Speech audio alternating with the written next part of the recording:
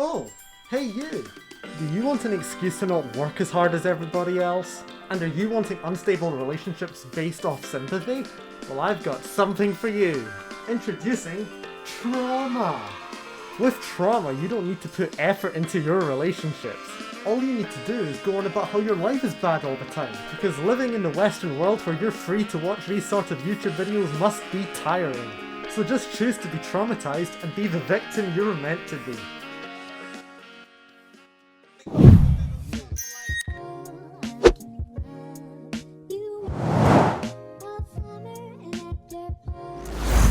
I hate society. This is society.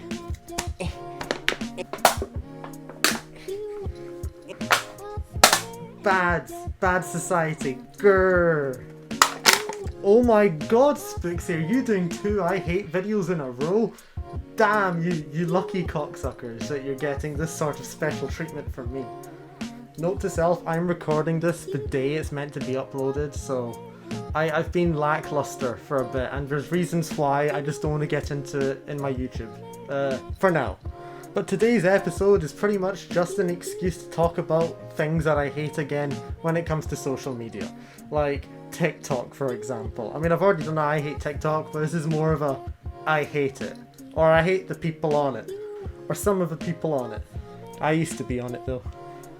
All I did was silly little dances. I promise they weren't cringe. Don't look! So I am a product of the internet, and by no means is that a good thing. In fact, I'm actively encouraging people to get off the internet.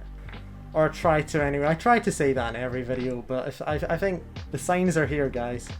By the way, I was eating a yogurt earlier, so I think got some on my jumper. It's not cum though, I promise. Also, talking of TikTok, I bought this off a TikTok shop. Do you like it? It's a bee. Well, it's a wasp actually, and I built it myself. It's even got a stinger, and it's all metal. It was a fucking bitch to make. In fact, I don't think there was any part of it that I enjoyed. The adverts made it sound so satisfying. Never buy stuff off TikTok shops, a fucking scam. But this was alright. Yeah, the adverts made it look so fucking satisfying, like all the fucking noises when they put it together and use a screw. My fingers were bleeding after making this. Fucking waste 2 days. So for those who don't know, I study psychology. At least I think I do. I kind of forget now and then what subjects I do at uni. So the internet is somewhat interesting, but also scary and annoying when you see the products of it. If you think this is bad, you should see the people I'm talking about in this video. They're even fucking worse. It seems to be that a lot of internet relationships, when it comes to, I don't know, random people we make popular. I don't know how these people become popular. In fact, I'm surprised even I got a following of 2,000 people. I wasn't really expected. I was very happy at 500.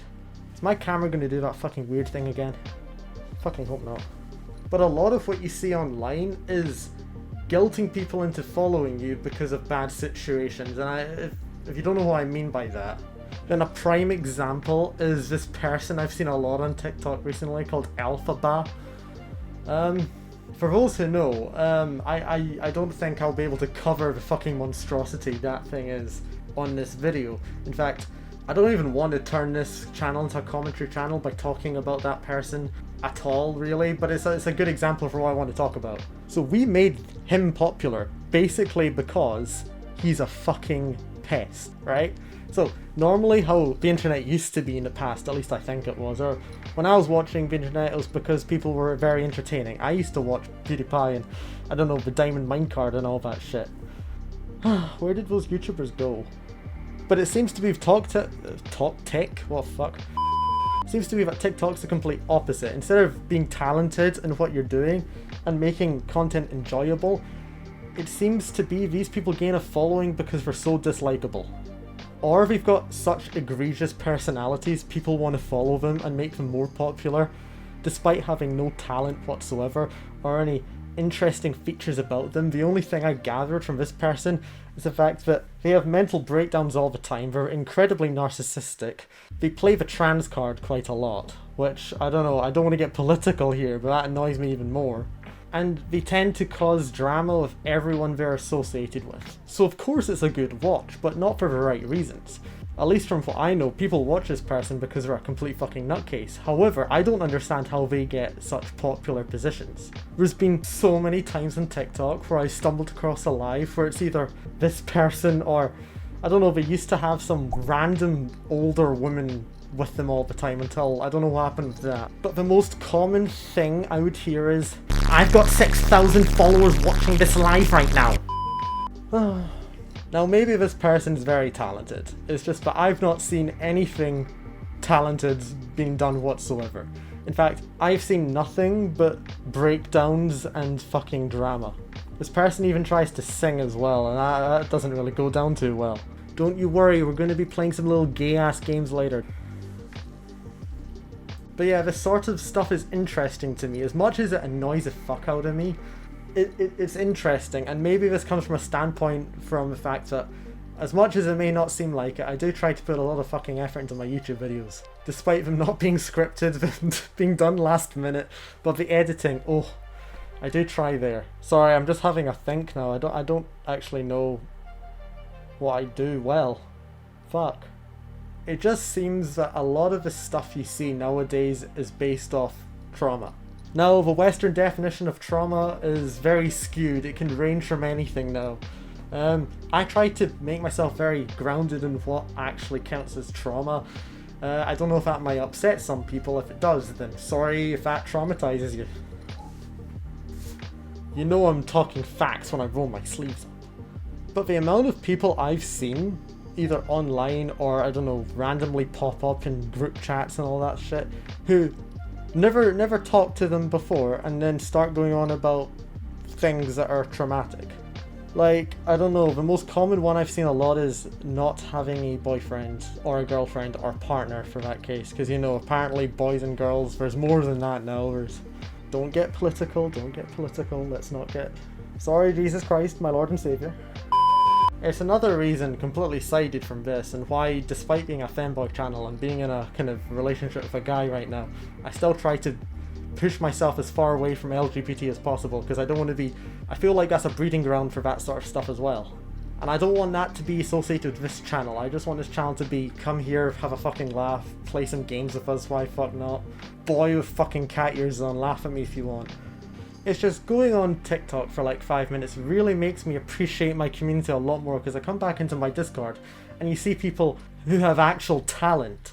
And these are the sort of people I like to talk to and have stick around, because they can actually do some talented ass shit. Like, we had someone who made the texture pack for Minecraft. I don't know how the Minecraft server's doing right now, but I'll let you guys know in the next video how that's all doing. And despite having some Discord drama recently, massive shout out to Aki, who, still being here now, he managed to rebuild the entire server.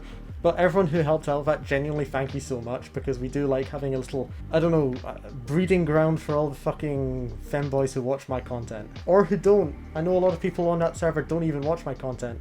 Fucking dickheads. Jokes. But no, on that Discord, I see some actual fucking talent. Like, we had the person who made the texture pack. We have people who are really good at making music and beats. In fact, by the way, complete side note, I've wrote a song, by the way, and we're just trying to get some people to sing it. I would sing it myself, but I've not got the most appealing accent, let's just say. I'm really proud of the lyrics as well. I wrote them myself. So yeah, we're trying to get some people to audition for Femboy Sushi. It just annoys me because people like that should be given a platform to show off their talent, but instead we're giving it to people with no fucking talent whatsoever. And I don't know why that annoys me. It's the internet. I can't change the internet. In fact, I'm a fucking product of it. There's no reason for me to be on this platform or even have an audience. It just so happens that I like to think it's my Dark Souls gameplay that attracts people. Yeah, that's it. It's my Dark Souls gameplay because I'm just so good at the game. By the way, just beat Dark Souls 1. Well, not just beat it. Yeah, pretty cool.